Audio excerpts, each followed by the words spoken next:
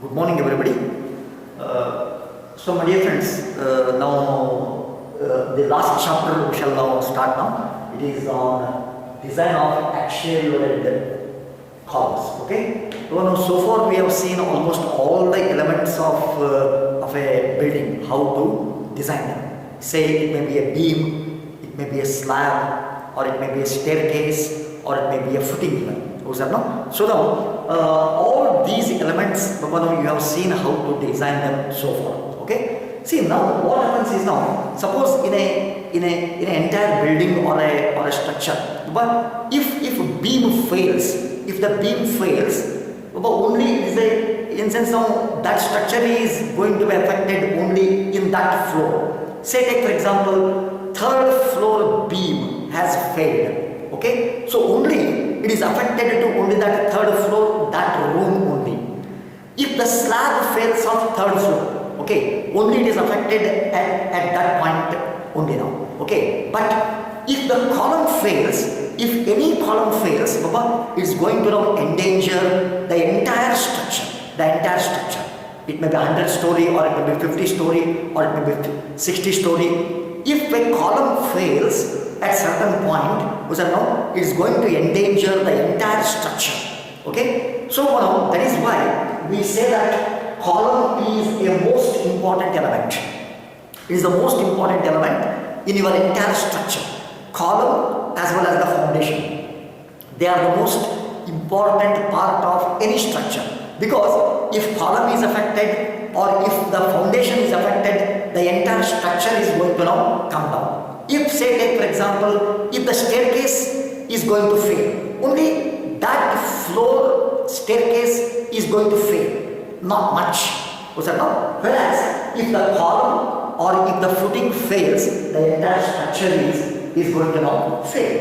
Okay, that is one thing. So now another important thing is now, say take for example now, if I have got a column, here now, it's the RCC column I have shown here now. If the load acting, assume that here the load is not acting, the load is acting on this column. If the CG of this load and the CG of this column coincides, if the CG of the column and the CG of this loads, if they coincide, then such column I will call it as axially loaded column.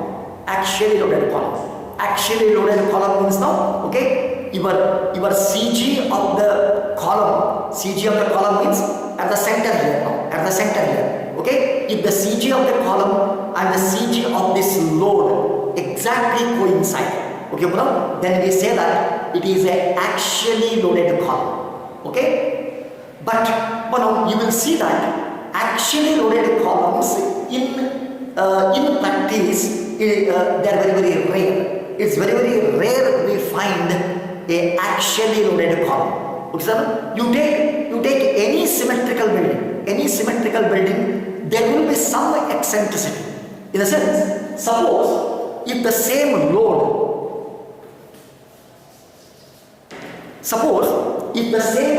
is not acting here, this is your CG, okay, this is the CG line is now, okay, CG line, and your load is not acting here, okay, then I call it as this load is acting eccentrically, and the eccentricity is this much. This is that eccentricity from the CG of the column to the load. I will call this as eccentricity. But usually what happens is now, in any building you take now, in any structure you take now, a small eccentricity do exist. A small eccentricity do exist. And that is the reason why we always design any column as eccentrically loaded column. Okay, even though I call it as axially loaded columns, axially loaded columns are practically impossible in our buildings. Okay, some sort of eccentricity do exist. Okay, say take for example now, it may be the eccentricity may be due to the wind load. Okay, and the eccentricity may be due to the earthquake loads. Okay, these are the two major loads which are going to cause some eccentricity. And because of this eccentricity, now your column may buckle like this, may buckle. Am I right, sir? Because of this eccentric load, this column may buckle like this. And since it is now going to now buckle, okay, now on this side tension occurs. So now I have to place some longitudinal steel here now, because you know that concrete is very, very weak in tension.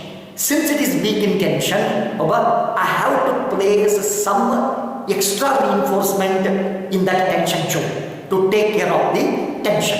Am I right or not, sir? Okay, thank you very much.